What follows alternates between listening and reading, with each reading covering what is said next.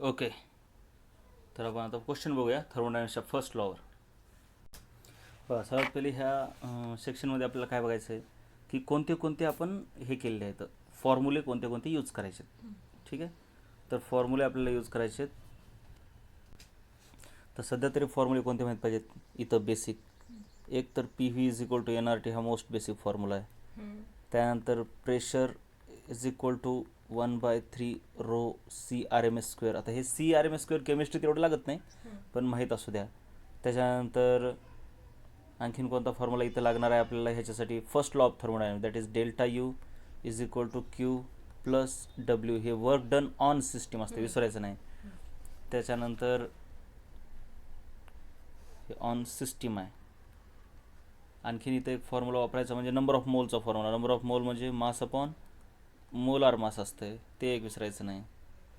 त्याच्यानंतर नेक्स्ट, ठीक आहे, हे महत्त्वाचं, density is equal to mass upon volume असते, हे एक कधी पण लागणारा फॉर्म्युला आहे इन जनरल. तर त्यातला आपण पहिला क्वेश्चन बघूया. काय म्हणते बघा, अ गॅस इज अलाउड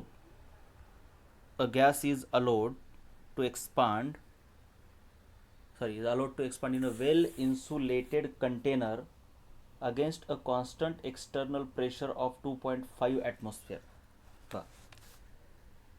हे एक गॅस आहे, एक वेल इन्सुलेटेड कंटेनर आहे, पूर्ण इन्सुलेशन आहे ह्याला बाजूनं. ठीक आहे, आणि ह्याच्या अगेन्स्ट जे प्रेशर आहे पी एक्सटर्नल, ते किती दिलेलं आहे याच्यामध्ये, 2.5 ॲटमॉस्फिअर. त्यानंतर आता हे पी एक्सटर्नल दिलेलं आहे तुम्हाला 2.5 ॲटमॉस्फिअर. ठीक आहे, against an external pressure of from initial volume of 2.5 litre. Initial volume म्हणजे V1 आहे 2.5 litre, to a final volume म्हणजे V2 final volume of 4.5 litre.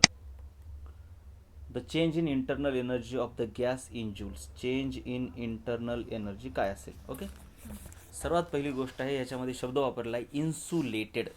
Insulated वापरला आहे म्हणजे ह्याच्यावरून कळतं की त्याच्यामध्ये हीट येतही नाही आणि हीट जातही नाही. So that is adiabatic process. Adiabatic प्रोसेससाठी क्यू काय असते? 0. सो द सोल्युशन सिम्पल आहे, ह्याच्यामध्ये काहीच नाही. आपल्याला डायरेक्ट आपल्याला फर्स्ट लॉ ऑफ थर्मोडायनामिक्स करायचं आहे. So delta U is equal to Q plus W. Since Q किती आहे तुमचं? 0. So delta U is equal to काय येणार? डब्ल्यू. परंतु हे कॉन्स्टंट एक्सटर्नल प्रेशर आहे म्हणजे आयसोबारिक प्रोसेस आहे. आयसोबारिक प्रोसेसमध्ये वर्क डनचा फॉर्म्युला काय? Minus P delta V. So simple आहे. तुम्ही काय करणार इथं, इज इक्वल टू प्रेशर किती आहे? 2.5 ॲटमॉस्फिअर. काय? ठीक आहे, म्हणजे आता काय बेसिक फॉर्म्युला तर काय आहे वर्क डनचा, की integration of P D V. पण कॉन्स्टंट म्हणले ना प्रेशर, म्हणले का तिथं? हां, constant external pressure. Gas is allowed to expand in a well insulated container against constant external pressure म्हटले. कॉन्स्टंट एक्सटर्नल, कॉन्स्टंट प्रेशर म्हटलं की हे प्रेशर बाहेर येते आणि प्रेशर बाहेर आलं की डीव्हीचं इंटिग्रेशन डेल्टा व्ही होते. आयसोबारिक प्रोसेस आहे ना, मग आयसोबारिक प्रोसेससाठी फॉर्म्युला माहीत पाहिजे वर्कचा. वर्कचे फॉर्म्युले आयसोकोरिकसाठी 0 कारण प्रेशर चेंज इन व्हॉल्यूम 0. त्यानंतर आयसोबारिकसाठी पी डेल्टा व्ही. आयसोथर्मल रिव्हर्सिबलसाठी minus 2.303 N R T log of V2 upon V1. Isothermal रिव्हर्सिबलसाठी. आणि फ्री एक्सपान्शन म्हटल्यावर एक्सटर्नल प्रेशर 0 होते. इथं एक्सटर्नल प्रेशर 0 झालं की सिम्पल तुमचं वर्क काय ते 0. सो फ्री एक्सपान्शन आणि आयसोकोरिकमध्ये वर्क 0 आहे. ठीक आहे, मग आता ओके, मग मायनस 2.5 हे झालं एक्सटर्नल प्रेशर. ॲटमॉस्फिअरमध्ये त्याच्यामुळे ॲटमॉस्फिअर लिहा, नाही तर नंतर युनिट लिहिताना लई झोल होतं आहे. आणि व्हॉल्यूम जे आहे ते final minus initial delta V म्हणजे हे का नाही. सो मायनस 2.5 ॲटमॉस्फिअर आणि व्हॉल्यूम फायनल किती आहे? 4.5. 4.5 लिटर मायनस 2.5 लिटर हे लिटरमध्ये येणार. सो सिम्पली तुमचं उत्तर काय येणार? हे 2.5 हे ऑफकोर्स मायनस जशाला तसं इन टू हे दोघांचं उत्तर काय येतं? 2. हे ॲटमॉस्फिअर आणि हे लिटर. कळलं का? मग हे किती येते? -5 लिटर ॲटमॉस्फिअर. हे महत्त्वाचं आहे, नाही तर जूल लिहून टाकाल, युनिटनुसारच पाहावं लागेल. पण उत्तर दिलं जूलमध्ये. ऑप्शन कशात दिले तर? जूलमध्ये. सो आपल्याला काय करावं लागेल मग? याला -5 इंटू हे जवळपास 101.3 असते, पण ठीक आहे, जूल असते 1 लिटर ॲटमॉस्फिअर म्हणजे जवळपास 500 होते. 500 जूल. 500 जूलचं उत्तर कोणतं आहे? बी, 505. नाही, तो 500 पण दिले आणि 505 पण दिले ऑप्शनमध्ये. So to be more correct 505 येणार तुमचा. प्लस येणार का मायनस? तर मायनस येणार, कारण हे एक्सपान्शन आहे. सो -505 जूल उत्तर आलं. ओके, ऑप्शन बी. ओके, सो सेकंड काय? 2 liters of N2 at 0 degree Celsius and 5 atmosphere pressure is expanded isothermally against a constant external pressure of 1 atmosphere until the pressure of gas reaches 1 liter. Assuming gas to be ideal, calculate the work of expansion. तर काय मग 2 liters of N2 म्हणजे काय? Volume of the gas दिलेलं आहे 2 litre. At 0 degree Celsius temperature of the gas दिलेलं आहे 0 degree Celsius and 5 atmospheric pressure. So pressure is 5 atmosphere expanded isothermally against a constant external pressure of 1 atmosphere. Oh sorry, हे internal pressure आहे. External pressure किती आहे? 1 atmosphere. This is constant. This is constant until the pressure of gas reaches 1 litre. म्हणजे of course finally कसं आहे बाबा की हे इकडं 5 ॲटमॉस्फिअर होतं, वरून 1 ॲटमॉस्फिअर होतं. मग हे तोपर्यंत एक्सपांड झालं जोपर्यंत इथं पण 1 ॲटमॉस्फिअर झालं, इथं पण 1 ॲटमॉस्फिअर झालं. तर आपल्याला काय करायचं? वर्क डन काढायचं आहे. सो ऑफकोर्स आता ही आयसोबारिक प्रोसेस आहे, कॉन्स्टंट आहे म्हणजे. So work is equal to काय येणार? P external minus into V2 minus V1. So इथं तुमचं काय येणार? Work is equal to minus what is P external, that is 1 atmosphere. And what is final volume? Final volume आपल्याला माहिती नाही, पण फायनल प्रेशर माहिती आहे. बघ आता आयसोथर्मल आहे, बघा प्रोसेस कशी आहे?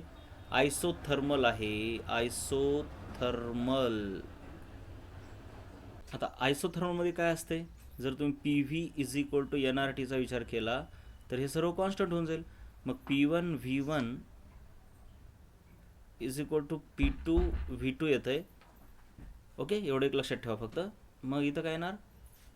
पी एक्सटर्नल आणि हे V2 मायनस V1. तर मला V1 माहिती आहे बघा, हे इनिशियल व्हॉल्यूम आहे 2 लिटर, पण एक्सपांड झाल्यावर फायनल व्हॉल्यूम किती झालं हे मला माहिती नाही. मग मला इथं लिहिता येईल final volume is equal to बघा V2 इज इक्वल टू मला काय लिहिता येतं ह्याच्यावरून? P1 V1 अपॉन P2 लिहिता येते बघा. इथं मी काय लिहिणार? ह्या V2च्या जाग्यावर P1 V1 अपॉन V2. हे कुठून लिहिलं मी? ह्या आयसोथर्मल प्रोसेस आहे म्हणून, बरोबर का? हे छोटे छोटे ॲडजस्टमेंट. Minus V1. आता V1 तर माहिती आहे, त्याला काही चेंज करायचं नाही. सो सिम्पल आहे -1 ॲटमॉस्फिअर. ऑफकोर्स हे ॲटमॉस्फिअर आहे. P1 किती आहे? P1 इनिशियल प्रेशर किती आहे रे? ह्या गॅसचं इंटरनल प्रेशर घ्यावं लागते, हे 5. त्याचं इनिशियल व्हॉल्यूम किती आहे? इनिशियल व्हॉल्यूम 2 लिटर भागिले final volume. Okay sorry, final volume तर आपल्याला माहिती नाही ना, ते तर काढायचं. म्हणजे V2च्या ठिकाणी मी इथं काय ना हे अपॉन P2 लिहिणार. मग फायनल प्रेशर किती आहे ह्या गॅसचं मधल्या? 1 ॲटमॉस्फिअर झाले. सो फायनल प्रेशर आहे 1 minus initial volume. Initial volume किती आहे? 2 लिटर. सो तुमचं वर्ड येणार -1 5 2 10, 10मधून 2 गेले 8. So 8 litre atmosphere. आणि जूलमध्ये जर काढायचं झालं तर ह्याला 101 मल्टिप्लाय करून घ्या. 808 येते nearly. Is that correct? Okay, correct. Next question काय म्हणतो बघा? Identify different steps in the following cyclic process. तुम्हाला एक अशी सायक्लिक प्रोसेस दिलेली आहे ज्याच्यामध्ये एक हेक्झॅगॉन टाईपमध्ये काढलेला आहे. दिस वन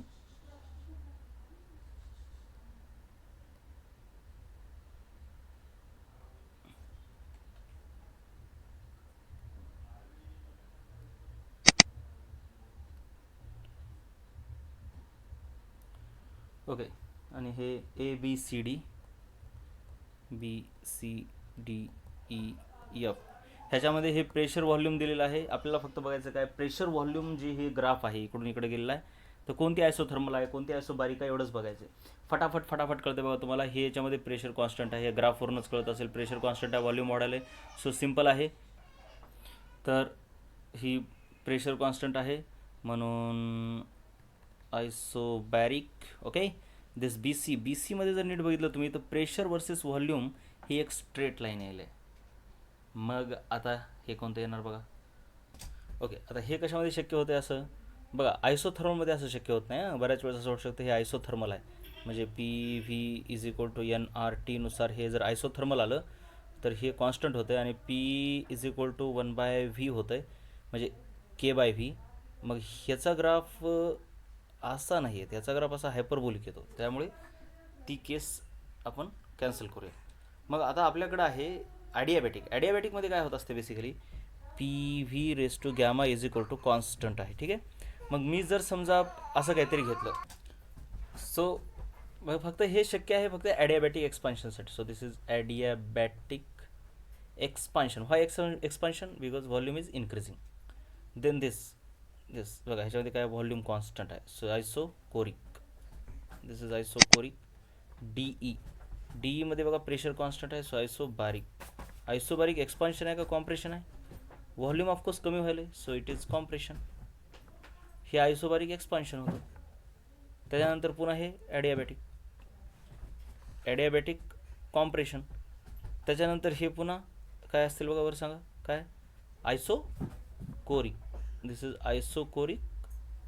एक्सपान्शन पण नाही आणि एक कॉम्प्रेशन पण नाही, कारण आयसोकोरिक म्हणजे volume constant. So this is isochoric.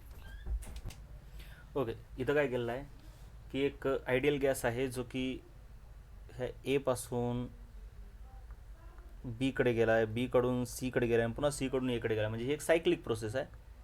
Cyclic process म्हणजे जिथून सुरू होते तिथंच येऊन थांबत असते ते गॅस त्याच initial स्टेटला.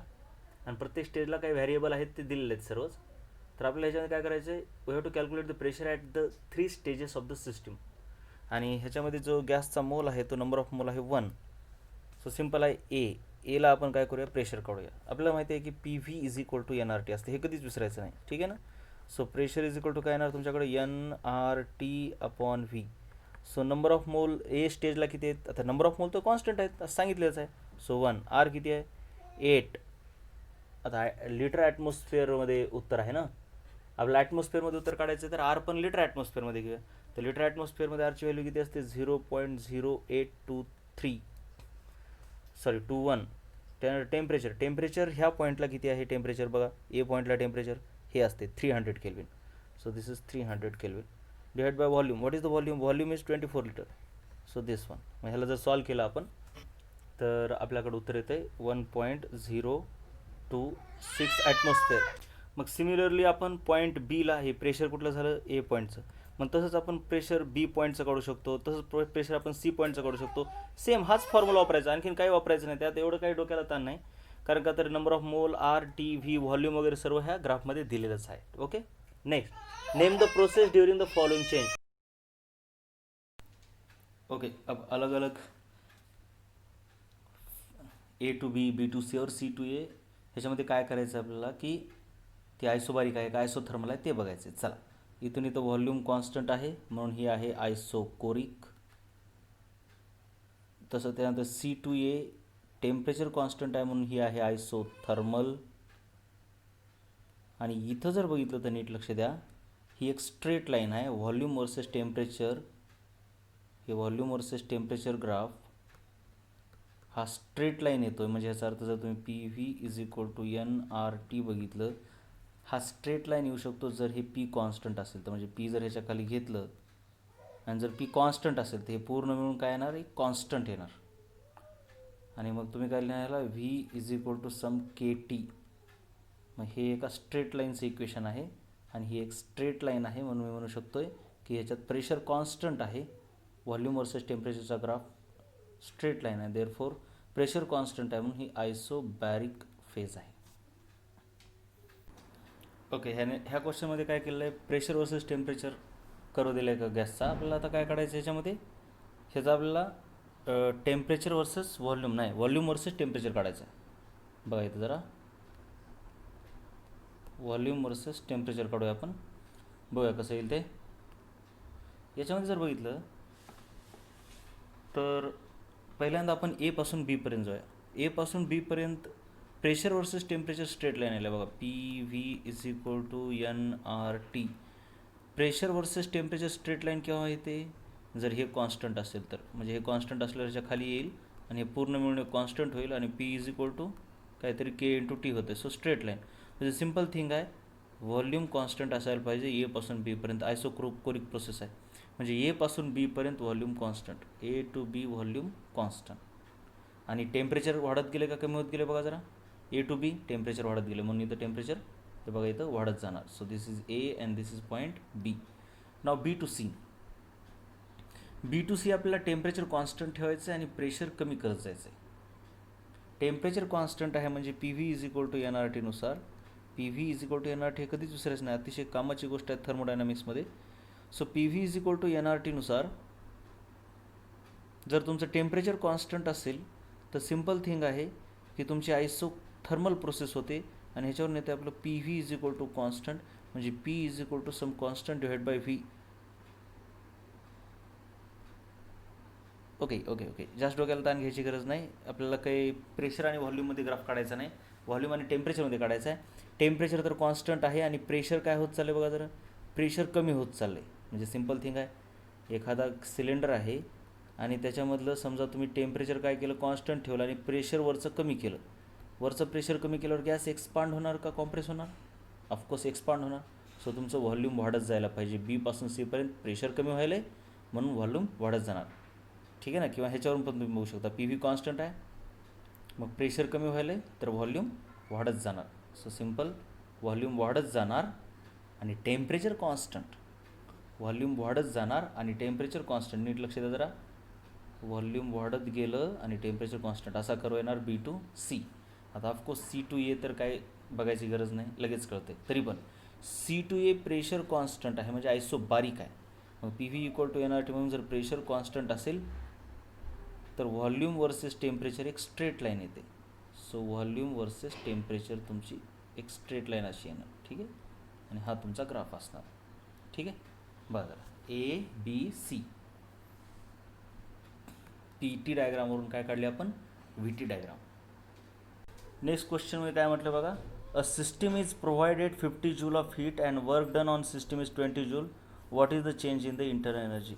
A system is provided with 50 joule of heat. मतलब काय याच्यामध्ये केलेलं आहे की सिस्टीमला 50 जूल हीट दिलेली आहे. बघा सिस्टीमला आपण ज्यावेळेस हीट देतो त्यावेळेस ती पॉझिटिव्ह घ्यायची. So Q is equal two plus 50 joule. त्याच्यानंतर वर्क डन ऑन सिस्टीम. सिस्टीमवर वर्क केलं म्हणजे ते पण पॉझिटिव्ह घ्यावं लागेल. वर्क डन ऑन सिस्टीम हे किती आहे 20 जूल.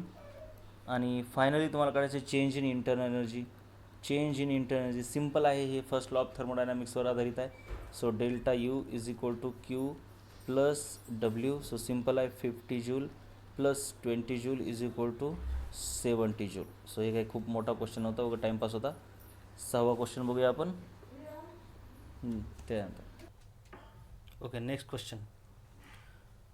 व्हेन 100 जूल, इसको देखना आपको, ये वाला क्वेश्चन जो है.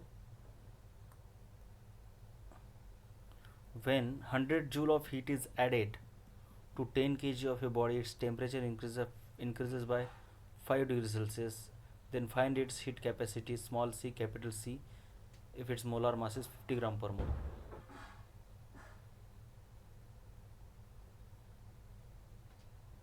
Okay, next. When 100 joule of heat is added to 10 kg of body. देखिए 100 जूल ऑफ हीट मतलब दिस Q is 100 joule. 10 kg of body means mass of the body is 10 kg. Its temperature increases by 5 degrees Celsius, that is change in temperature is 5 degrees Celsius. Then find its heat capacity small c and capital C. Small c and capital C, in दोनों को find out करना है. If it's molar mass is 50 gram, that is capital M, molar mass is 50 gram per मोल। देखिए simple C बात है, small C का मतलब क्या होता है? स्मॉल सी का मतलब होता है amount of heat added, this is specific heat capacity upon mass of the substance into change in temperature. तर मग हे काय होणार? मग हीट ॲडेड ह्याच्यामध्ये किती असेल? 100 जूल. मास किती आहे? 10. आणि चेंज इन टेम्परेचर किती आहे? 5. सो सिम्पल आहे, हे कटून जाणार, 5 दोन्ही 10. So this will be 2. आता हे ऑफकोर्स किलोग्राम आहे, सॉरी ही जूल आहे, हे किलोग्राम आहे. सो जूल पर मोल पर किलोग्राम, सॉरी पर केल्विन येणार. आणि हे मोल नाही आहे ना, किलोग्राम आहे. सो हे चूक झाली सर्व, नीट लक्ष द्या. 2 जूल पर के जी पर केल्विन असेल. मग आता पुढे आपल्याला काय करायचं आहे? Capital C. कॅपिटल सी म्हणजे आपण बघितलेलं आहे की बाबा काय असते? Capital M into small C. So capital M molar mass किती आहे? 50 ग्राम पर मोल. आणि स्मॉल सी काय आहे बघा? स्मॉल सी तर हे आहे 2 जूल पर के जी पर केल्विन. आता थोडंसं डोकं लावावं लागेल आपल्याला. हे ग्राम आणि ग्राम कॅन्सल होईल. त्याच्यानंतर आता काय येणार? हे 5 दोन्ही 10, म्हणजे हे 100 जूल, पुन्हा हे मोल, त्यानंतर हे केल्विन. परंतु के जीचा के राहतो बरं काय, हा स्मॉल के आहे तो राहिला आहे. आणि ह्या स्मॉल केचा अर्थ आहे 10⁻³ असतो, 1000. सो सिम्पली तुमचं उत्तर काय येईल? 100. आणि हे 10⁻³ वर येते, 10⁻³ होतं आहे जूल पर मोल पर केल्विन. म्हणजेच हे जर गुणाकार केला तर 0.1 जूल पर मोल पर केल्विन असं उत्तर येईल तुमचं. Okay, right. बघा ह्याच्यात काय दिलेलं आहे? Heat capacity of body of mass this and molar mass this is this. Find the specific heat capacity and molar specific heat capacity. So हे काय दिले? 500 मिलीग्राम. बोला, of mass, this is mass. Molar and molar mass हे दिले 10 gram per mole, this is the molar mass. आणि heat capacity किती दिली आहे याची? हीट कॅपॅसिटी इज दिस, हे जे इज आहे ना, हे हीट कॅपॅसिटीसाठी वापरले. So this is 50 joule per kelvin. So what we have to find is specific heat capacity and molar specific, म्हणजे कॅपिटल सी शोधायचं आहे. सो सिम्पल आहे, आपल्याला संबंध माहिती आहे. Heat capacity is equal to M into C is equal to N into capital C. पहिल्यांदा ह्या दोघांचा जर संबंध लावला तर small C is equal to काय येतं आहे? Heat capacity divided by mass. तर हीट कॅपॅसिटी किती आहे? हीट कॅपॅसिटी आहे 50 आणि मास किती आहे? 10. ऑफकोर्स हे जूल पर केल्विन आहे आणि मास आहे ग्राम, सॉरी मिलीग्राम. मिलीग्राम आणि 10 नाही आहे, सॉरी 500 आहे. सो 500 आणि मिलीग्राम म्हणजे 10⁻³ ग्राम. सो तुमचं उत्तर येणार, हे कटणार आणि हे एक कटणार, 10 वर गेलं की 0.1 जूल. आणि हे 10⁻³ वर जाणार, -3 वर जाऊन 10⁻³ होणार आणि हे 100 होणार. मग जूल पर ग्राम पर केल्विन असं तुमचं उत्तर येईल. ठीक आहे. त्याच्यानंतर हीट कॅपॅसिटी नंतर आपल्याला काय काढायचं आहे बघा जरा? कॅपिटल सी काढायचं आहे. Okay, so capital C is equal to काय येणार? ह्या फॉर्म्युल्यानुसार जर बघितलं तुम्ही तर ह्याला आणि ह्याला जर रिलेट केलं तर capital C is equal to heat capacity divided by number of moles. किंवा सिम्पल ह्यांनाच रिलेट करा तुम्ही, तर capital C is equal to काय येणार?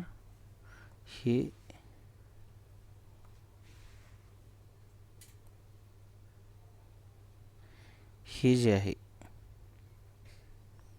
हे इथे भागाकारात येणार ना, सो काय येणार हे mass upon number of mole into capital C, sorry into small C, हे कॅपिटल सीचा फॉर्म्युला येईल. तर मास किती आहे बघा, 500 मिलीग्राम म्हणजे 0.5 ग्राम, आणि नंबर ऑफ मोल मग हे डायरेक्टच येते बघा, मास अपॉन नंबर ऑफ मोल म्हणजे मोलार मास गुणिले स्मॉल सी असते. ठीक आहे ना. तर मोलार मास तर तुम्हाला दिलेला आहे 10. सो मोलार मास आहे 10 ग्राम पर मोल, आणि स्मॉल सी किती आले बघा आत्ताच आपलं वर इथं 100 जूल पर ग्राम केल्विन. सो हे तुमचं 1000, आणि इथं काय हे ग्राम आणि ग्राम कटतंय, जूल पर मोल पर केल्विन राहते. ओके, असं म्हणजे इथं मेनली हाच फॉर्म्युला वापरायचा आहे.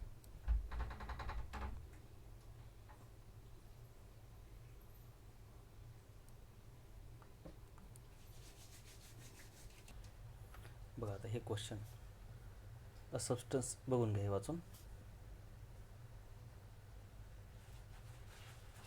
बघा आपल्याकडं 2 सबस्टन्स आहेत. एक सबस्टन्स आहे, तर मग आता ह्याच्यात काय केलेलं आहे, ह्या बी पासून हीट निघालेली आहे, त्या बी पासून निघालेल्या हीटने एला हीट केलं आहे.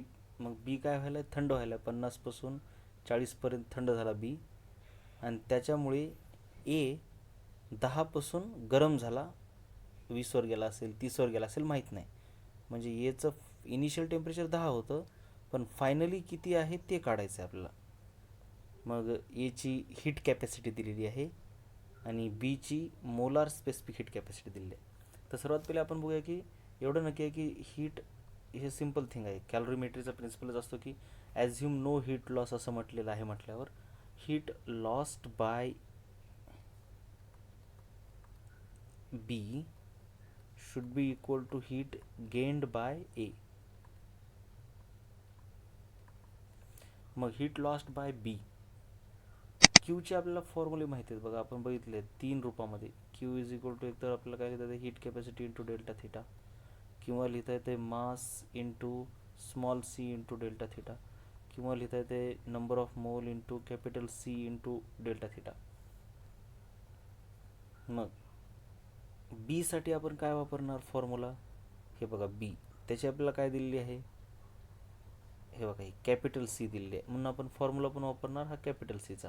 सो सिंपल आहे N C delta theta is equal to, एसाठी आपण फॉर्म्युला वापरणार बघा, ही हीट कॅपॅसिटी दिली आहे म्हणून हीट कॅपॅसिटीच्या रूपातला. So heat capacity into delta theta, हे असणार बीचा डेल्टा थिटा आणि हा असणार एचा डेल्टा थिटा. ऑफकोर्स आता ह्याच्यासाठी लॉस्ट आहे म्हणजे इनिशियल मायनस फायनल घ्यावं लागत आहे, कारण का तर आपल्याला व्हॅल्यू पॉझिटिव्ह आणायची आहे.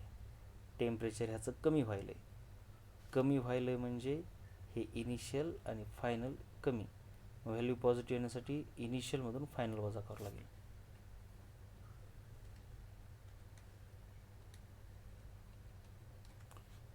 तर मग बघा नंबर ऑफ मोल्स कोणाचे, बीचे मोल किती दिले 10. सो 10 इंटू त्याची स्पेसिफिक हीट दिलेली आहे कॅपिटल 3 दिलेली आहे, ठीक आहे ना, आणि इंटू त्याचं डेल्टा थिटा म्हणजे इनिशियल टेम्परेचर मायनस फायनल घेणार मी. ॲक्च्युली डेल्टा म्हणजे फायनल मायनस इनिशियल असते, पण लॉस असल्यामुळे initial minus final. So theta initial, त्याचं इनिशियल किती आहे 50, मायनस थिटा ह्याचं फायनल म्हणजे 40, इज इक्वल टू हे घ्यावं लागेल आपल्याला, is equal to heat capacity of एची हीट कॅपॅसिटी बघा इथं दिलेली आहे का नाही, तर 200 into theta final minus initial, हे गेन केलं म्हणून फायनल मायनस इनिशियलच घेणार. फायनल ते आपल्याला दिलेलं नाही, हे बघा काढायचं आहे, मायनस इनिशियल हे बघा 10 दिला आहे. सो सिम्पली तुमचं होणार हे जे काय हे 10 हे पण कट होतं आहे, हे 3 इंटू 50 वजा 40 10 is equal to 20 into theta final of A minus 10. आता ह्याला सॉल्व करायचं, तर हे आणि हे पण कॅन्सल होतं, हे 3/2 येतं आहे, किंवा हे सिम्पल आहे 3 is equal to 2 theta final A minus 20 येतं आहे. मग हे इकडं आल्याच्या नंतर 23 येईल. मग ह्याचा अर्थ थीटा फायनलचं उत्तर फायनल येईल 23 म्हणजे 23 भागिले 2 हे उत्तर येईल तुमचं, म्हणजे 11.5 डिग्री सेल्सिअस. Okay okay. आता ह्याच्यात बघा म्हटलेलं आहे find the work done if a gas expands from 5 litre to 20 litre following 2 different paths. हे पहिला पाथ आहे, हा दुसरा पाथ आहे. ओके, तर पहिल्या पाथमधला अगोदर आपण काय करूया, वर्क डन काढूया. पहिला पाथ कसा आहे, against constant external pressure of 2 atmosphere at 300 kelvin. Constant external pressure आहे म्हणजे पी डेल्टा व्ही, हे असते वर्क डनचा formula. P external delta V that is minus P external into delta V that is V final minus V initial. P external किती आहे,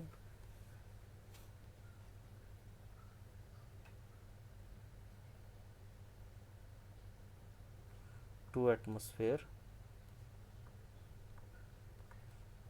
20 litre आणि initially 5 litre. So final 20 minus 5. So simple तुमचं किती येतं, हे 15 दुनी 30 minus 30 litre atmosphere. हे simple होतं. नेक्स्ट आता हे दुसरं, जर तो आयसोथर्मली रिव्हर्सिबल गेला 5 पासून 20 पर्यंत, तर बघा हे जरा नीट पाहावं लागेल आपल्याला. आयसोथर्मल रिव्हर्सिबलमध्ये काय फॉर्म्युला आहे, minus 2.303 log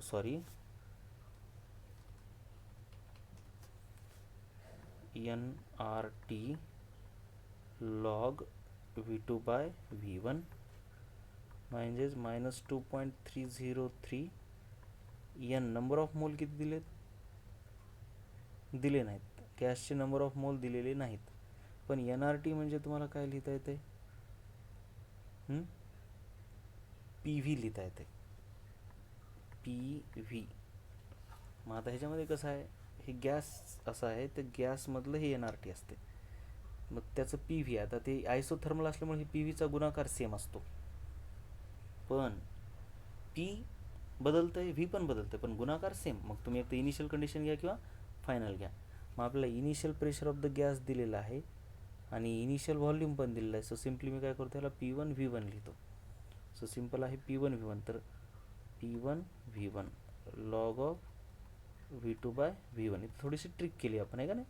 so minus 2.303 pressure आहे याचं सुरुवातीचं 12 ॲटमॉस्फिअर. व्हॉल्यूम आहे सुरुवातीचं 5 लिटर. सो तुमचं लिटर ॲटमॉस्फिअरमध्ये उत्तर येईल, आणि लॉग ऑफ फायनल आहे 20 लिटर, इनिशियल आहे 5 लिटर. आता हे तुम्ही सहज सोडवू शकता, ठीक आहे. ओके, आता हा क्वेश्चन आहे, हे पॉज करून वाचून घ्यानंतर बा ह्याच्यामध्ये बेसिकली काय केलेलं आहे, एक गॅस आहे, तो गॅस स्टेट ए पासून स्टेट बी पर्यंत नेला आहे. स्टेट ए काय आहे, त्याची स्टेट ए आहे की तो 10 लिटरला होता सुरुवातीला, आणि तिथून एक्सपांड करत करत त्याला आणलेला आहे स्टेट बी पर्यंत, जी की त्याची स्टेट आहे 50 लिटरची, म्हणजे एक्सपांड केलं, ठीक आहे. मग आता ह्या दोन स्टेटमध्ये एकच पाथ असतो का मेनी पाथ असतात, वेगवेगळे पाथ असू शकतात, इनफायनाईट. तर त्याला ह्या दोन स्टेटमध्ये एकूण 4 पाथनं आणलंय. पहिल्या पाथनं आणलंय 1 स्टेपमध्ये,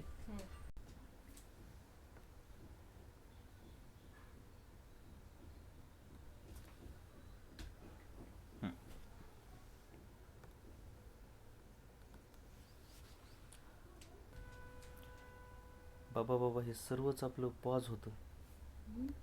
पण जर हा प्रॉब्लेम मला समजला असता, नो टेन्शन झालं.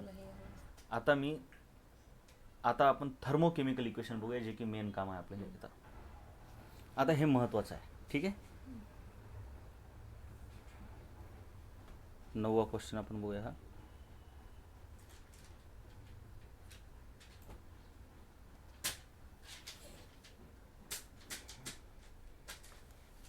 ह्याच्यामध्ये काय केलेलं असते, तुम्हाला एक थर्मोकेमिकल इक्वेशन दिलेले असतात, म्हणजे इक्वेशन दिलेले असतात आणि त्याच्या आधारावरती तुम्हाला काय करायचं असते, एक दिलेली इक्वेशन आहे तिचा डेल्टा एच काढायचा असते, किंवा वेगवेगळ्या ह्यांच्यामध्ये काय रिलेशन आहे. म्हणजे काहीच नाही, ह्यांना तुम्ही काय करायचं, एक अल्जेब्रिक इक्वेशनसारखे इक्वेशन पकडायचे, इक्वेशन 1 2 3, आणि ह्या इक्वेशनमध्ये काय रिलेशन आहे बघायचं. कोणत्या तरी इक्वेशनवरून कोणतं तरी एक इक्वेशन येत असते. ओके. हे बेस्ड आहे हेसस लॉ. हेसस लॉ झालं त्याच्यात, Hess's law of constant heat summation झालं ना, पण लॉ तरी झाला ना. हेसस लॉ नाव तर झालं की. मग हेसस लॉमध्ये काय असतंय की समजा तुम्ही ए पासून बी पर्यंत ह्या मार्गानं जा, ह्या मार्गानं जा, ह्या मार्गानं जा. ॲक्च्युली हेसस लॉ म्हणजे काहीही नाही,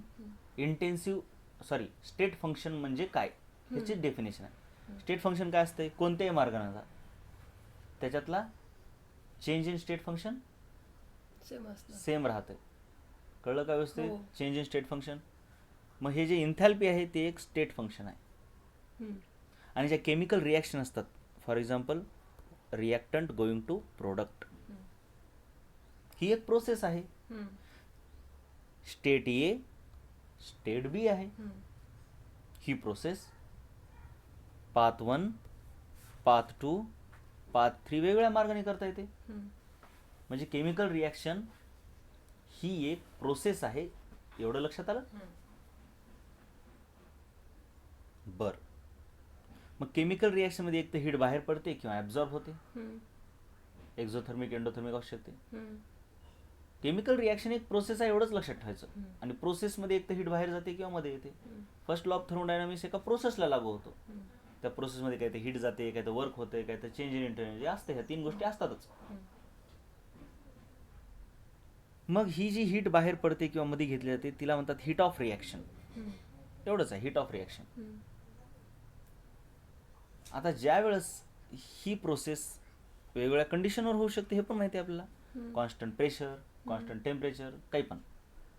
पण सहसा लॅबोरेटरीमध्ये रिॲक्शन ओपन भांड्यात होतात, जिथे की प्रेशर कॉन्स्टंट असते. म्हणजे सहसा आयसोबारिक प्रोसेस असतात.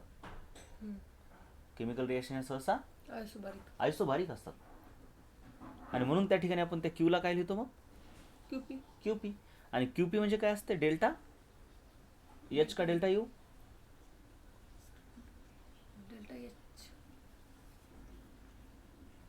आणि ज्यावेळेस आता ही क्यू हीट इन्थॅल्पीमध्ये बदलली, हीट तर तसा पाथ फंक्शन आहे, पण आता ती आयसोबारिक प्रोसेसमधली हीट ही स्टेट फंक्शन आहे. हीट आणि वर्क हे पाथ फंक्शन आहे. म्हणजे हीट बदलते ना पाथ बदलला की. पण आता आपण पाथ फिक्स केलाय, आयसोबारिक पाथ केलाय, कॉन्स्टंट आहे म्हणून ते स्टेट फंक्शन मध्ये होणार. म्हणजे आता जी हीट ऑफ रिॲक्शन आहे ती लॅबोरेटरीमध्ये सहसा रिॲक्शन कॉन्स्टंट प्रेशरला होतात. म्हणून आता त्या हीट ऑफ रिॲक्शनला आपण क्यूपी म्हणणार, जिला की आता इन्थॅल्पी ऑफ रिॲक्शन म्हणणार. काय म्हणणार? इन्थॅल्पी ऑफ रिॲक्शन. आणि heat of reaction he path आहे, पण इन्थॅल्पी ऑफ रिॲक्शन आता स्टेट फंक्शन आहे. म्हणून ते आता हीट स्टेट फंक्शन झालं. हां, हीट म्हणण्यापेक्षा इन्थॅल्पी ऑफ रिॲक्शन हे एक स्टेट फंक्शन आहे. आणि ह्या स्टेट फंक्शनचा नियम काय असतो? कोणत्याही स्टेट फंक्शनचा, तुम्ही एका स्टेटमधून दुसऱ्या स्टेटमध्ये कोणत्याही मार्गाने जा, चेंज म्हणजे डेल्टा एच सेम राहणार. म्हणजे delta H for a given reaction will be same. तुम्ही कसंही या ह्या रिॲक्टंटपासून तुम्ही प्रोडक्ट कसे तयार करा, तुम्ही अगोदर ह्याच्यापासून ए तयार करा, मग बी तयार करा, मग पी तयार करा, किंवा डायरेक्ट करा, किंवा ह्याच्यापासून डी तयार करा, मग पी तयार करा. कोणत्याही मार्गाने आर पासून पी तयार करा, तुमचा डेल्टा एच सेम राहणार. मग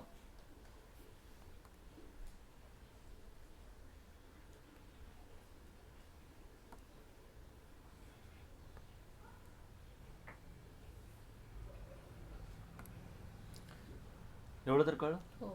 आता रिॲक्शनसाठी मग डेल्टा एच सेम राहणार हाच आहे हेसच लॉ. तो काय म्हणतो, तुम्ही स्टेट ए पासून स्टेट बी पर्यंत एका मार्गानं जा, त्याचा डेल्टा एच काय तर डेल्टा एच 1 असेल, किंवा तुम्ही सी अगोदर तयार करा आणि मग त्याच्यापासून बी तयार करा, इथं काय तर डेल्टा एच 2 आहे आणि इथं जायला काय तर डेल्टा एच 3 लागलं, किंवा 3 टप्प्यात जा, किंवा अगोदर वर जास्त एनर्जीकडे जा, नंतर पुन्हा खाली या, इथून इथं जायला काय तर डेल्टा एच 3 लागलं, इथून इथं यायला काय तर डेल्टा एच 4 लागलं.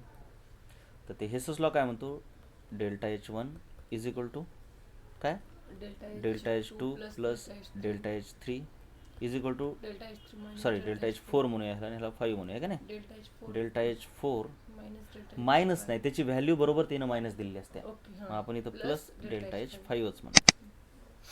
आणि ह्याच नियमावर आधारित काय आहे हे प्रॉब्लेम असतात, थर्मोकेमिस्ट्री म्हणतात त्याला. हे खूप महत्त्वाचं आहे. थर्मोडायनामिक्स आहे, थर्मोकेमिस्ट्री. फिजिक्समध्ये थर्मोडायनामिक्स खूप जास्त आहे, तेवढ्या डिटेलमध्ये थर्मोडायनामिक्स केमिस्ट्रीत नाही. पण दोघांचं थर्मोडायनामिक्सची सुरुवात सेम आहे, पण फिजिक्समधलं थर्मोडायनामिक्स एनर्जीवर खूप जास्त बोलतंय, तर केमिस्ट्रीचं थर्मोडायनामिक्स ह्या थर्मोकेमिस्ट्रीवर खूप डिटेलमध्ये आहे. आणि हा फरक आहे त्या दोघांमध्ये, ही मेन आहे जे की फिजिक्समध्ये नाही पण केमिस्ट्रीत आहे. मग आता जसं की हेसस लॉचं नेमकं म्हणणं काय ते जरा बघूया आपण, त्याच्यावर कसे प्रॉब्लेम असणार. तुमच्याकडे असं असणार, ए प्लस बी गिव्ह सी. ह्या रिॲक्शनची काहीतरी डेल्टा एच तुम्हाला दिलेली असणार 10. त्यानंतर तुमच्याकडे असणार सी प्लस डी किंवा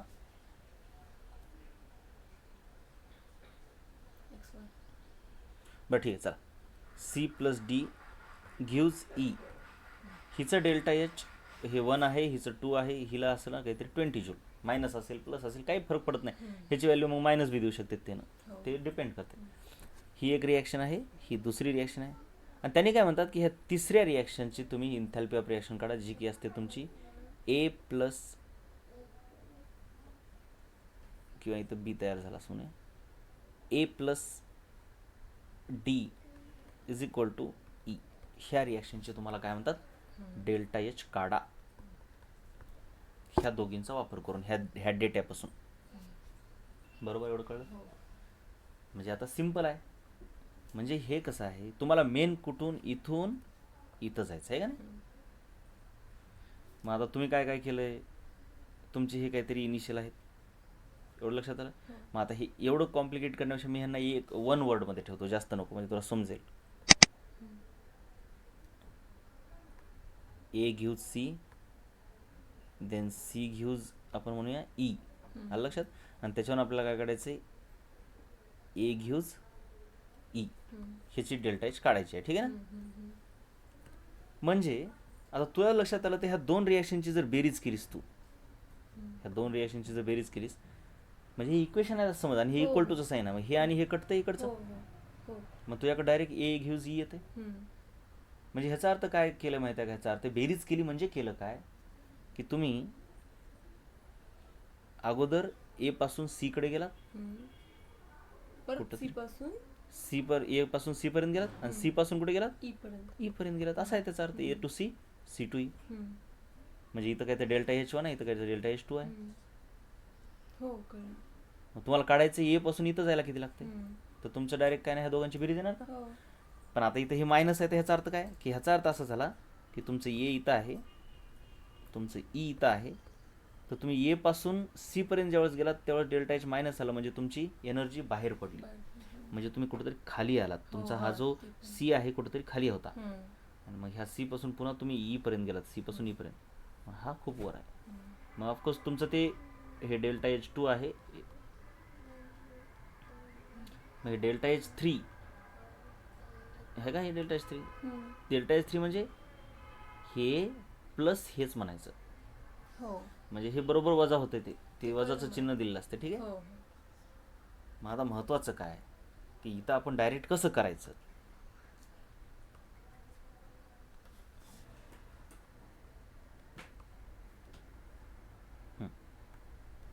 तर आपल्याकडे आता इथून पुढे एकच असणार सरळ. तुमच्याकडे अशा 2 रिॲक्शन आहेत आणि तिसऱ्या रिॲक्शनचं काढायचं. मग तुम्ही काय म्हणणार रिॲक्शन 3 कशी येते reaction 1 plus Plus reaction reaction 2 two. केलं की तुमच्याकडे रिॲक्शन 3 येते. मग जे तुम्ही रिॲक्शनमध्ये बेरीज वजाबाकी केलं आहे तीच डेल्टा एचची करायची. म्हणजे delta H 3 is equal to delta H 1 plus delta H 2. Simply काय ना -10 प्लस 20.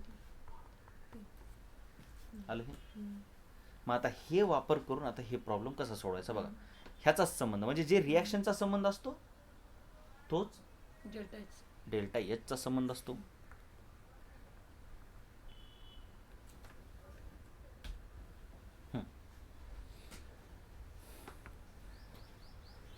आता आपण बघायचं की कोणाचा कोणासोबत कसा संबंध. आपण बघूया की ही तिसरी रिॲक्शन आणि ह्या पहिली reaction. ह्या पहिल्या 2 सोबत कशी रिलेटेड आहे. तिघी एकमेकांशी रिलेटेड असतात काहीतरी करून.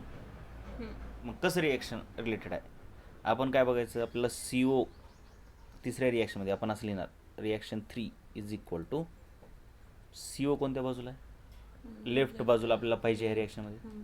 ह्या दोघीपैकी कुठं आहे CO बघायचा हिच्यामध्ये आहे पण तो आहे कोणत्या साईडला.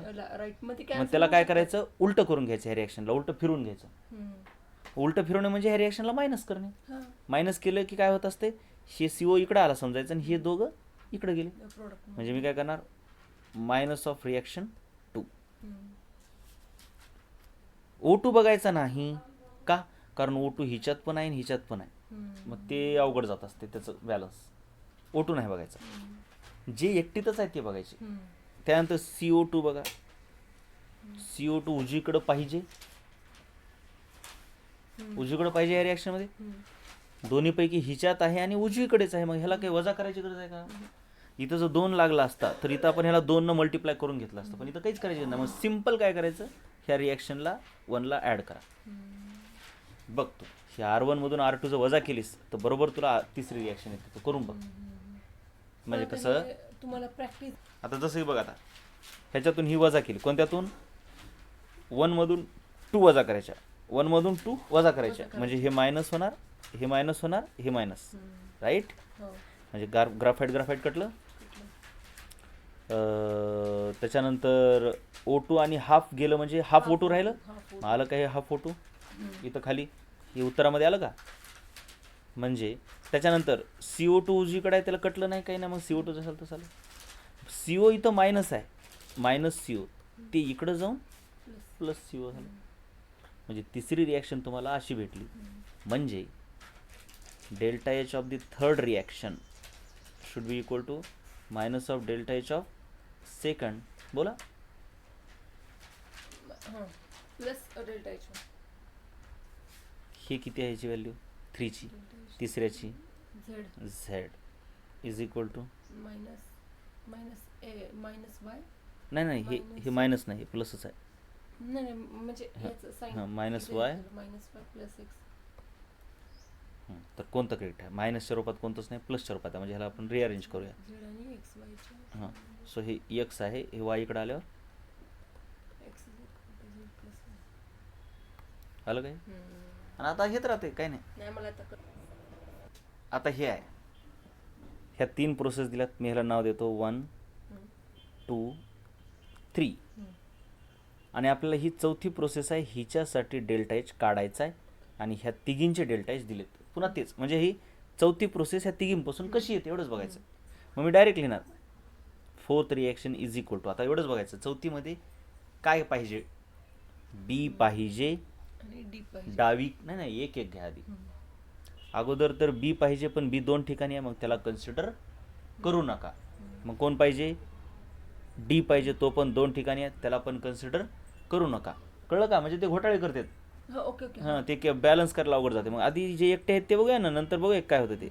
ई पाहिजे ई पाहिजे उजवीकडं पाहिजे पण डावीकडं आहे म्हणून काय करावं लागेल मायनस कितवीला तिसरीला मायनस.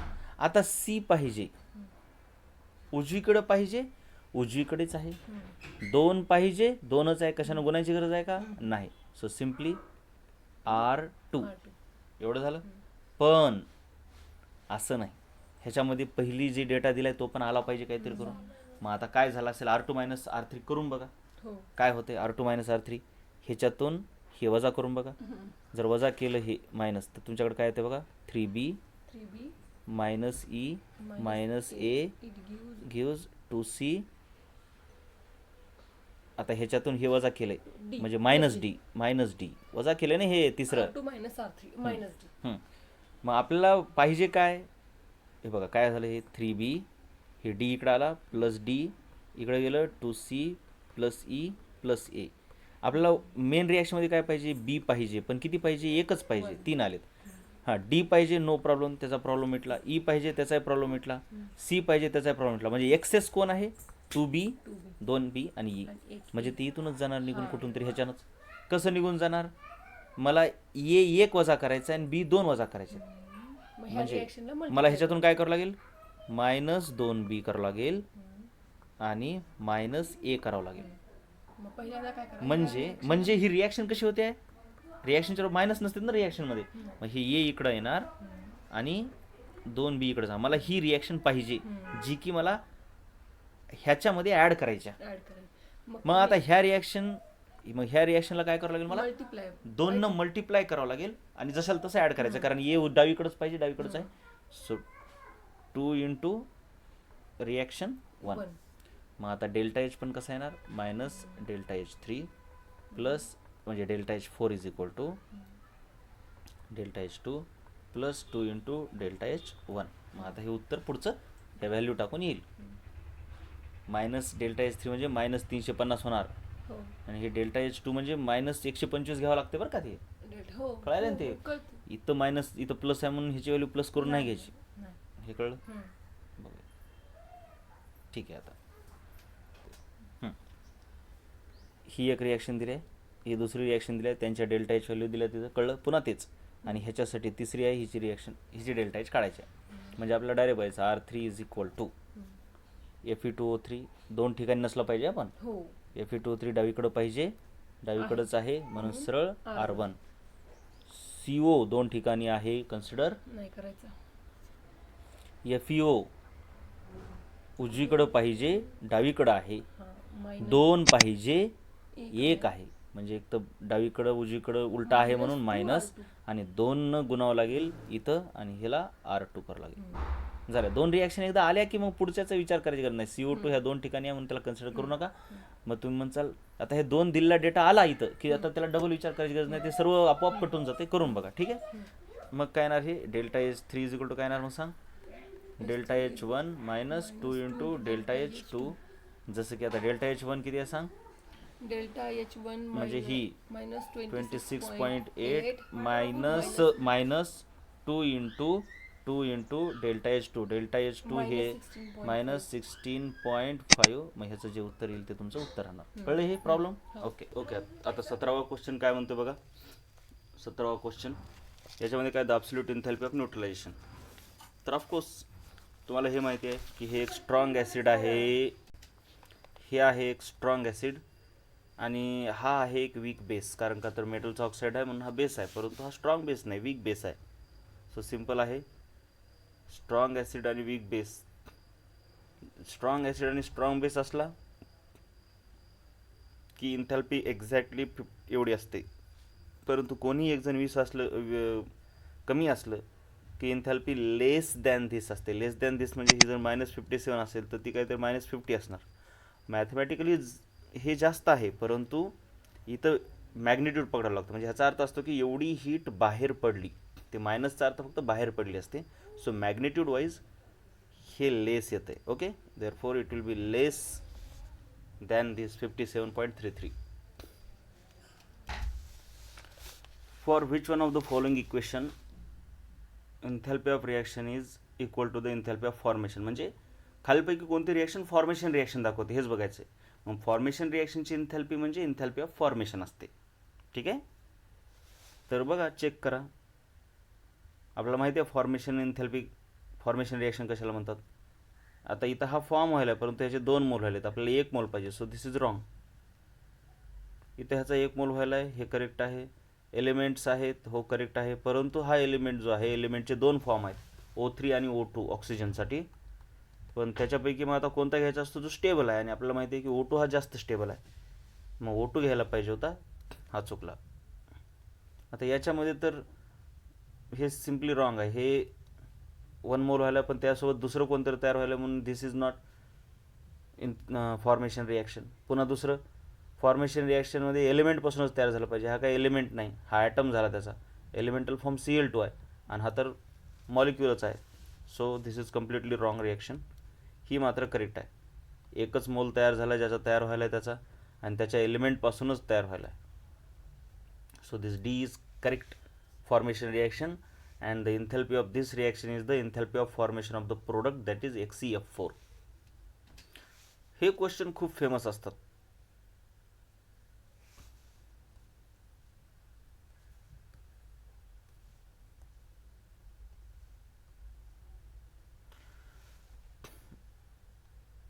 हा 19th क्वेश्चन आपला. हे क्वेश्चन फेमस असे असतात, डेल्टा एच आणि डेल्टा ई मधलं रिलेशन. हे डेल्टा ई म्हणजे काहीच नसून डेल्टा यू असतं. तर आपल्याला माहिती आहे की delta H is equal to delta U plus delta N R T. आणि हे डेल्टा एन म्हणजे काय असते, number of moles of gaseous product minus number of moles of gaseous reactant in balanced reaction. मग आपल्याला हे पण माहिती आहे, जर N product greater than N reactant असेल तर delta H greater than delta U होतं आहे.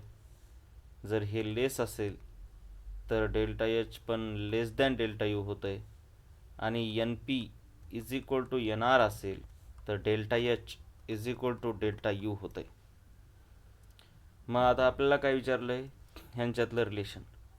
तर आता बघा, ह्याला मी जर ट्रान्सफॉर्म केलं, डेल्टा एच डेल्टा ई इकडे येते आणि डेल्टा यू होते. मी डेल्टा यूला डेल्टा ई लिहितो, is equal to delta N R T.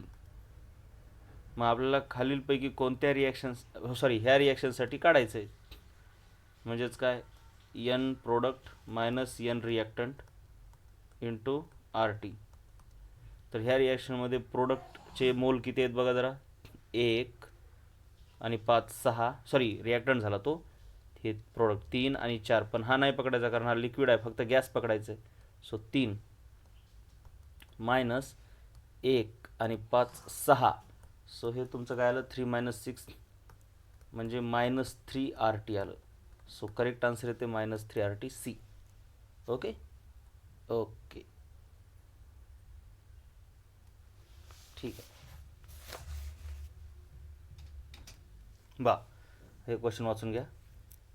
ह्याच्यात बेसिकली काय आहे, एक क्लोज कंटेनर आहे, त्यात एक लिक्विड आहे आणि त्याला स्टर केलं म्हणजे काहीतरी अशी रवी टाकून किंवा पॅडल टाकून त्याला हलवलं आहे, घुसळलं आहे. तर ह्याच्यामध्ये काय खरं असेल, आणि त्याचं टेम्परेचर वाढलं आहे. आता सिम्पल थिंग आहे, हा एक इन्सुलेटेड कंटेनर आहे म्हणजे क्यू इज इक्वल टू 0 आहे. बरं, आता त्याचं टेम्परेचर वाढलं आहे म्हणजे डेल्टा ई वाढली, म्हणजे ई वाढली म्हणजे डेल्टा ई, हे ई म्हणजेच इंटरनल एनर्जी यू असते. Delta E not equal to 0 पाहिजे. According to first law of thermodynamics delta E is equal to Q plus W असते. आता हे तर 0 आहे म्हणजे delta E is equal to W. So delta E is not equal to 0 म्हणून W is also not equal to 0.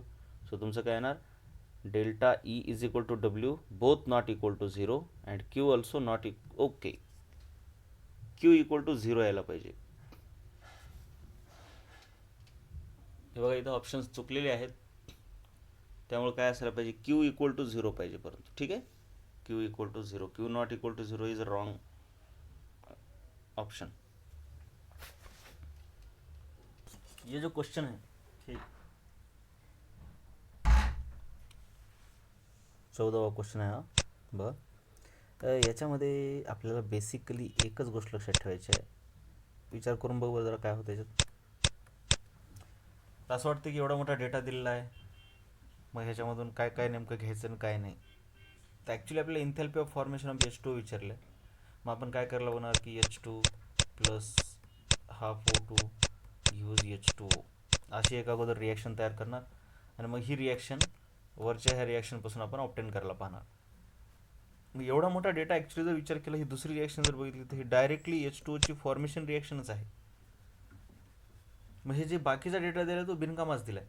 म्हणजे ह्या रिॲक्शनची जी इंथॅल्पी आहे, जी की ही आहे -X2, तीच आहे इंथॅल्पी ऑफ फॉर्मेशन ऑफ H2O. मग हे बाकी काही कामच नाही. म्हणजे ही रिॲक्शन तयार करायची गरज नाही, ऑलरेडी दिलेली आहे. अलग लक्षात हे. त्याच्यामुळे सिम्पली आपलं उत्तर राहणार आहे हे डी उत्तर. ठीक आहे. इथं फक्त ह्याच्यासाठीच सांगितलं की हा जो डेटा दिलाय बाकीचा डेटा तो अननेसेसरी डेटा आहे, आणि असं बऱ्याच वेळेस एक्झाममध्ये होतं, अननेसेसरी डेटा देतात. आता हे क्वेश्चन वाचून घ्या नीट. 15वा क्वेश्चन आहे. ह्याच्यामध्ये इंथॅल्पी ऑफ हायड्रोजनेशन ऑफ सायक्लोहेक्झिन दिलंय बघ. बेसिकली सायक्लोहेक्झिन असं असतं.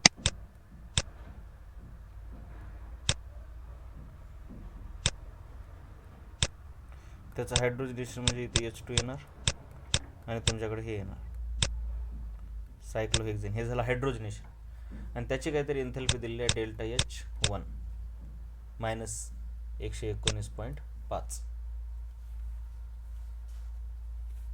त्यानंतर काय दिलेलं आहे, the resonance energy of benzene. तर रेझोनन्स एनर्जी म्हणजे काय असते? रेझोनन्स एनर्जी म्हणजे समजा कोणता तरी कंपाऊंड आहे, त्याचे काहीतरी कॅनोनिकल फॉर्म असतात 1, 2, 3, आणि ह्या सर्वांचं हायब्रिड म्हणजे रेझोनन्स हायब्रिड असते. ह्या प्रत्येकाची एनर्जी कमी जास्त असते, आणि सर्वात कमी असते ह्या रेझोनन्स हायब्रिडची. ॲक्च्युअल मॉलिक्यूल ह्याच्यासारखा असतो, ह्यांना म्हणतात कॅनोनिकल फॉर्म. तर ह्या 1, 2, 3 ह्या 3 कॅनोनिकल फॉर्मपैकी ज्याची एनर्जी सर्वात कमी आहे, समजा आपण जर ह्यांची एनर्जी इथं प्लॉट केली तर फॉर एक्झाम्पल 2ची एनर्जी एवढी आहे, 3ची एवढी आहे, 1ची एवढी आहे, तर रेझोनन्स हायब्रिडची एनर्जी सर्वात कमी असते, हे याला म्हणतात रेझोनन्स हायब्रिड. मग कॅनोनिकल फॉर्ममधल्या सर्वात स्टेबलची एनर्जी आणि रेझोनन्स हायब्रिडच्या एनर्जीतला गॅप म्हणजे रेझोनन्स एनर्जी असते. So this is the resonance energy. म्हणजे सिंपल आहे, ह्या कॅनोनिकल फॉर्ममधून ह्या हायब्रिडमध्ये जाण्यासाठी किती एनर्जी रिलीज होईल त्याला आपण म्हणणार रेझोनन्स एनर्जी. आता बेन्झिनविषयी जर बघायचं झालं तर बेन्झिनला 2च कॅनोनिकल फॉर्म आहेत, एक हा आणि दुसरा हा. म्हणजे फक्त डबल बॉन्डची पोझिशन इथल्याऐवजी इथे येते, आणि दोघंही तेवढेच स्टेबल आहेत. म्हणजे बेन्झिनचं स्ट्रक्चर म्हणजे बेन्झिनची एनर्जी अशी येणार, पहिल्याची एनर्जी एवढी आणि ह्या दुसऱ्याची पण एनर्जी तेवढीच. आणि रेझोनन्स हायब्रिड ह्यांचा असा आहे, हे असा, त्याची मात्र एनर्जी कमी आहे. मग आपल्याला ह्याच्यातली एनर्जी डिफरन्सलाच रेझोनन्स एनर्जी म्हणतो, आणि हेच एनर्जी डिफरन्स आपल्याला काढायचा आहे. तर सॉरी दिलाय त्यांनी, इफ रेझोनन्स एनर्जी इज 150.4 मायनसमध्ये, तो आपल्याला दिलेला आहे. सो ॲक्च्युली आपली रिॲक्शन काय असणार रेझोनन्स एनर्जीची, दॅट इथून इथं जाण्यासाठी किती एनर्जी लागली.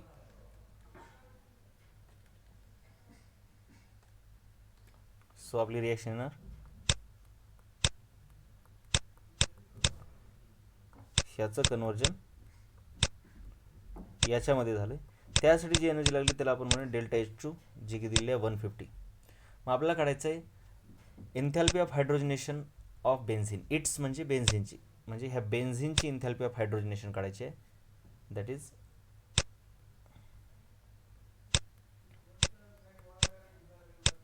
हे, ह्याचे हायड्रोजनेशन करणं म्हणजे 3 बॉन्ड असतात डबल बॉन्ड, सो 3 H2 लागतील. सो हे तयार होईल. तर हे किती आहे काढायचं. आता ह्याच्यामध्ये मी काय करणार, एक थोडीशी ट्रिक खेळायची आपल्याला. इथं मी काय करणार, एका डबल बॉन्डला एवढी एनर्जी लागेल आहे, तर मी इथं 3 डबल बॉन्ड मनानेच करून घेतो. तर 3 हायड्रोजन लागतील आणि एनर्जी पण तिप्पट लागेल. हे सर्वात महत्त्वाचं आहे, कळलं? हेच कळणं गरजेचं आहे. एक बॉन्ड तोडायला ΔH1 लागली होती, तर 3 बॉन्ड तोडायला 3 × ΔH1. मग आता मला ह्याची काढायची एनर्जी. तर सिम्पल बघा बरं, ही रिॲक्शन मला आणायची आहे, तर मी काय करणार बघा बरं जरा, ह्या 2 रिॲक्शनवरून भेटते मला. कशी भेटते? ह्या पहिलीमधून जर ही दुसरी रिॲक्शन वजा केली तर मला ही तिसरी रिॲक्शन भेटते. बघा बघा वजा करून ही तिसरी रिॲक्शन भेटते. ठीक आहे, तुम्ही करून बघा वजा. सो सिम्पल आहे, ΔH3 इज इक्वल टू, बघा हिच्यामधून ही वजा करायची म्हणजे ΔH1 मधून, पण हे 3 ΔH1 आहे, मधून ही दुसरी वजा केली म्हणजे डेल्टा एच टू. मग अशा प्रकारे मला ही डेल्टा एच थ्री भेटेल. आलं लक्षात आहे? That is enthalpy of hydrogenation of this benzene. Okay, right.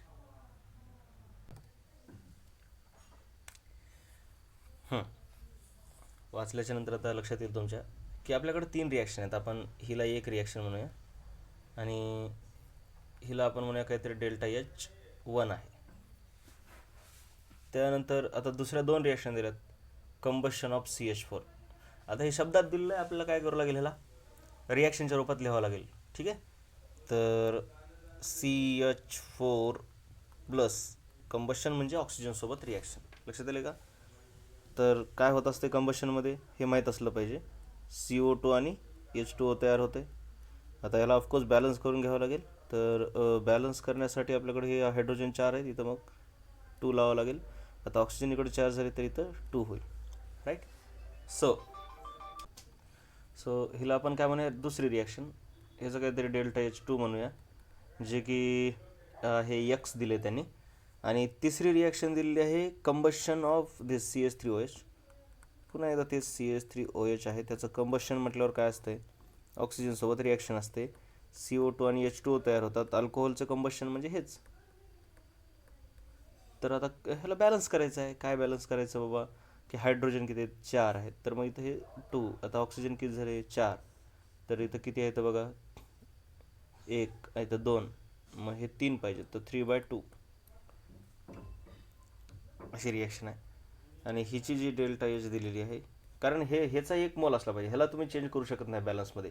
एन्थॅल्पी of कंबशनमध्ये तुम्ही जर हे असं जर केलं असतं, हे असंही बॅलन्स होऊ शकते. कसं, इथं 2 लावा, हे कट करा, इथं 2 लावा, इथं 4 करा. पण this is not the combustion reaction. कारण कंबशन रिॲक्शनमध्ये ज्याचं कंबशन व्हायला त्याचा 1 मोल पाहिजे, इथं 2 मोल आहेत, म्हणून मी तसं बॅलन्स केलं फ्रॅक्शनमध्ये. हे बघा असं.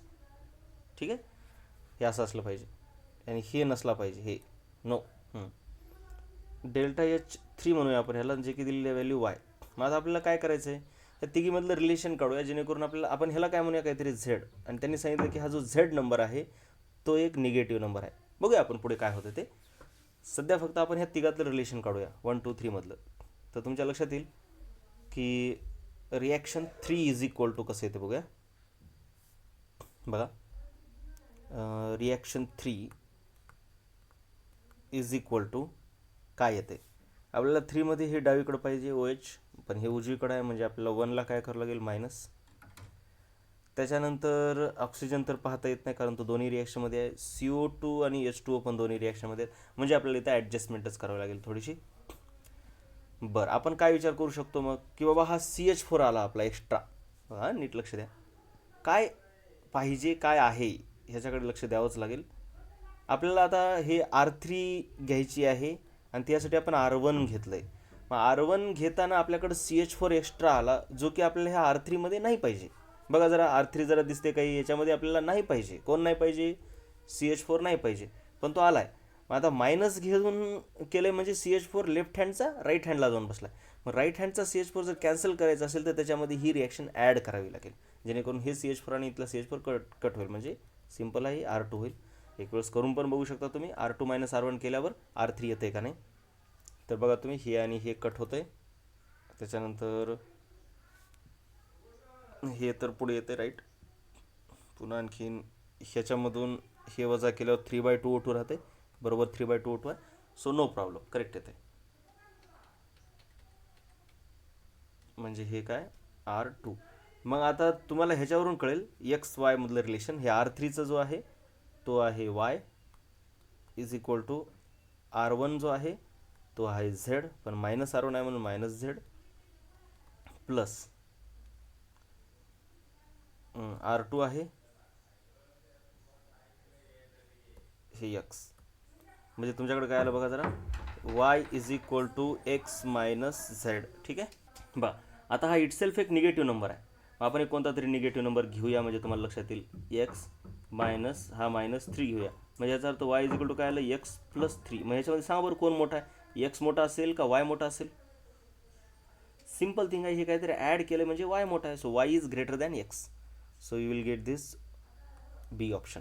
इक्वल टू येणार नाही, कारण निगेटिव्ह, स्ट्रिक्टली निगेटिव्ह नंबर म्हटला आहे. Okay, right. पण आता ह्याच्यात एक कुटाणा झाला. काय कुटाणा झाला?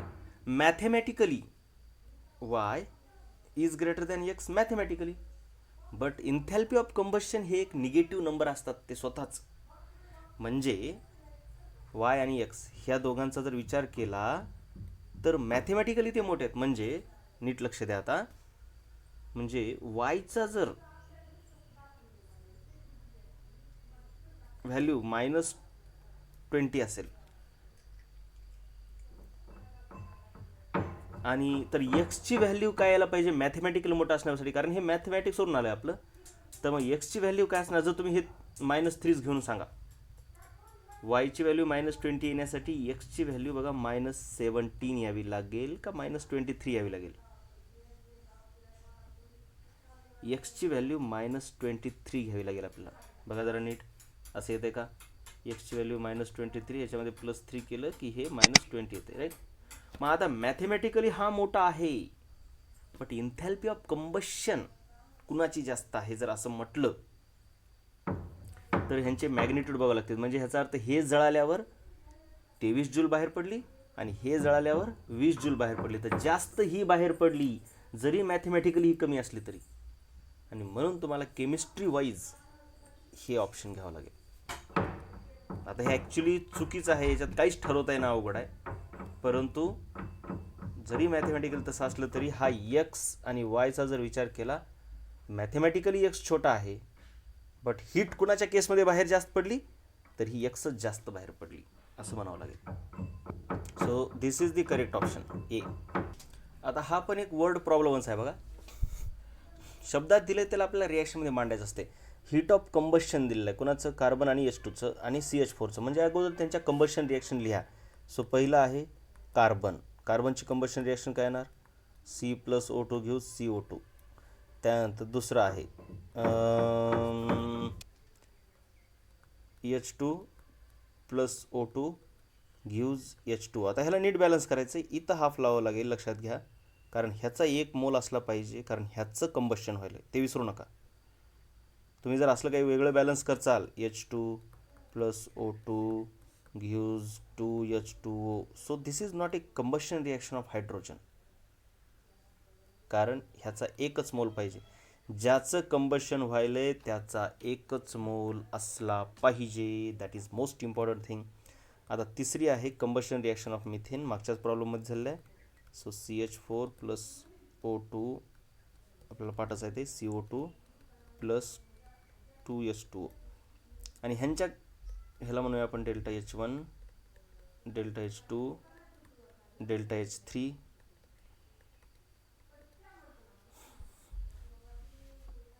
ह्यांच्या व्हॅल्यू काय दिलेलं आहे आता?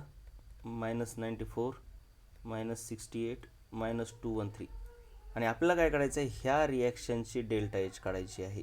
ही चौथी रिॲक्शन म्हणूया. आता ॲक्च्युली हे एवढं सर्व करत बसण्याची गरज नाही बरं काय. त्याचं रिझन आहे कारण ह्याचा फॉर्म्युला आपण ऑलरेडी डिराईव्ह केलेला आहे. तसं इथूनही करू शकता तुम्ही ह्यांची ॲडजस्टमेंट करून, पण हे सर्व काहीच करण्याची गरज नाही. का? कारण का ते डायरेक्ट रिॲक्शन आहे आणि आपल्याला कंबशन इन्थॅल्पीच्या रूपात डायरेक्ट फॉर्म्युला माहिती आहे. Heat of reaction for any reaction is summation of combustion enthalpies of common product का reactant, reactant minus summation of combustion enthalpy of product. Direct हेच करायची गरज आहे, काहीही करायची गरज नाही. मग आता हे कसं येणार बघा, is equal to reactant. Reactant हे बघा हे दोघं आहेत रिॲक्टंट, ठीक आहे ना. रिॲक्टंट हे दोघं आहेत. मग अगोदर काय घेणार तुम्ही? Carbon. So enthalpy of combustion of carbon plus enthalpy of combustion of hydrogen, पण त्याला 2 मल्टिप्लाय करावं लागेल. So 2 × enthalpy of combustion of hydrogen. हे कोण झाले? हे झाले रिॲक्टंट. काय झाले? हे रिॲक्टंट. आता आपल्याला काय पाहिजे? प्रोडक्ट. प्रोडक्टमध्ये कोण आहे? CH4. त्याला काय मल्टिप्लाय करायची गरज नाही, simply enthalpy of combustion of this CH4. ठीक आहे. आता जर ह्याच्या व्हॅल्यू टाकल्या आपण तर कार्बनसाठी किती आहे इन्थॅल्पी? ही -94 आहे. सो -94 प्लस 2 × हायड्रोजनची किती दिलेली आहे बघा, हायड्रोजनची 2 नंबरला -68 minus enthalpy of combustion of methane आहे -243. ह्याचं जे उत्तर येईल ते उत्तर असणार. ठीक आहे, तर ह्याचं उत्तर ए यायला पाहिजे. राईट. आता हे 20th क्वेश्चन बघा. पुन्हा एकदा तेच आहे. What is the enthalpy change for this reaction if formation enthalpy of this and this are given. आता enthalpy of reaction formation enthalpy direct करता येते, तुम्ही विसरू नका. इन्थॅल्पी ऑफ रिॲक्शनचे फॉर्म्युले आपण 3-4 बघितलेत. एक summation of enthalpy of product minus summation of enthalpy of reactant. दुसरा summation of formation enthalpy of product minus summation of formation enthalpy of reactant. तिसरा summation of combustion enthalpy of reactant minus summation of combustion enthalpy of product. उलटा आहे, लक्षात घ्या. आणि summation of bond enthalpy of reactant minus summation of bond enthalpy of product. Okay. आता ह्याच्यामध्ये फक्त आपल्याला हा फॉर्म्युला वापरायचा आहे. तर काय येते बघा, enthalpy of reaction is equal to summation of formation enthalpy of product. हे बघा, हे आहेत तुमचे प्रोडक्ट. राईट. लक्षात यायलेत का? लक्षात यायलेत का? हे प्रोडक्ट आहेत. तर काय येणार, इथं 2 ना आधी मल्टिप्लाय करा आणि मग formation enthalpy of water plus 1 न मल्टिप्लाय करा फॉर्मेशन इन्थॅल्पी ऑफ ऑक्सिजन. आणि त्याच्यानंतर आता रिॲक्टंट पण 2 न मल्टिप्लाय करा, कारण इथं 2 आहे, दिसलं. 2 into formation enthalpy of H2O2 मग इक्वल टू काय येणार बघा, 2 into formation enthalpy of H2O. हे बघा, H2Oची ही आहे -286 plus formation enthalpy of oxygen. Come on, किती? 0, कारण हा एलिमेंट आहे. एलिमेंटची फॉर्मेशन इन्थॅल्पी 0 असते. दिली नाही त्यांनी क्वेश्चनमध्ये, मुद्दाम बघा, ते तुम्हाला माहिती असलं पाहिजे, ते 0 असते. आणि next 2 into formation enthalpy of H2O2. हे बघा, H2O2ची किती आहे, -188. मग ह्याचं उत्तर काढा, -196 किलो जूल येईल. So A is the correct option. कळलं सर्व? ओके.